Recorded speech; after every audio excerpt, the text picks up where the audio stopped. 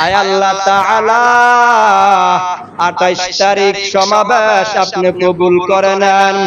আয় আল্লাহ ওই চরমনার শায়েখ 28 তারিখে ঢাকা সরওয়ার্দী উদ্যান সমাবেশ ডাকছে। আয় আল্লাহ সমাবেশ কবুল করে নেন, প্রত্যেককে সমাবেশে যাওয়ার তৌফিক দান করেন, আসা যাওয়ার মধ্যে আল্লাহ বালা মুসিবত থেকে হেফাজত করেন। কত মায়ের সন্তান যাবে মালিক, সবাইকে সুন্দর মতন সমাবেশে অংশগ্রহণ করার তৌফিক দান করেন, বালা মুসিবত আপদ ও বিপদ থেকে হেফাজত করবেন। আয় আল্লাহ বিভিন্ন অ্যাক্সিডেন্ট থেকে হেফাজত করবেন। অনেক মানুষ হারিয়ে যায়, হারা যাওয়া থেকে আমাদেরকে হেফাজত করবেন।